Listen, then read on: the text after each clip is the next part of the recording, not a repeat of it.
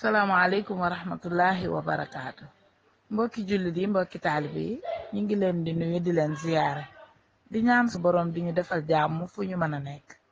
Sunu xikma bi nag tey day wax ne al aqlul waa'i huwa al qaadiru ala ixtiraami al fikrati xatta walaw lam yumin biha.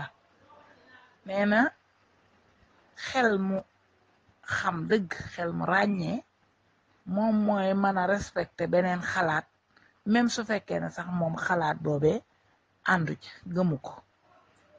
maanaam li mu bëgg a wax rek mooy nit dëgg, nit ko am xel mooy mën a jàkkaarloog ñeneen ñooñu xalaat neneen ba pare moom mu mën a respecté seeni xalaat te bokkuñu lu ñu xalaat, bokkuñu gëm-gëm maanaam ba pare waaye teewul moom mu respecté leen seen xalaat.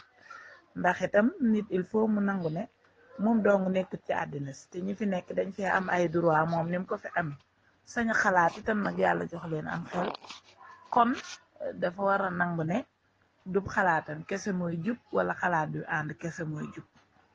waaye sax dafa war a nangu ne même bu beneen xalaat jubutit taxut ne moom kese rek moo am droit wu di ko corriger wala di ko weddi. day respecté xalaatu keneen te it gëm xalaatam nag, su ko defee suñ demee ba ci cëppaandaw ja dana xam ban xalaat moo gën bosam wala beneen bi ci des.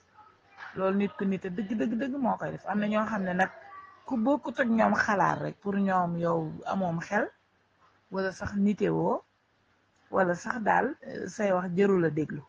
fekk àdduna nag tëddewut noonu. nit ñi fi yàlla wàccee ñépp a am droit wu dund fi te am droit wu xalaate fi ni leen seen xel maye.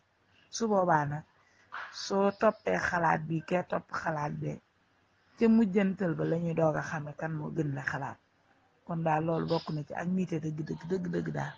waaw loolu moom nuroo naag lool li ñu Seexul Xadim radiallahu anhu di jàngal ci na ci xabaayil xaaj di wax ne bu nit waxee loo xam ne bokk tam ni nga ko jàppee woon amoo droit ne ko du noonu, amoo droit ne ko danga juum, amoo droit ne ko danga jaawale. li nga am droit ko mooy amandi nii laa ko fooge woon, nee laa jortoon, dama defe ne woon nee la, te bàyyi ko xalaatam te teye sa xalaat.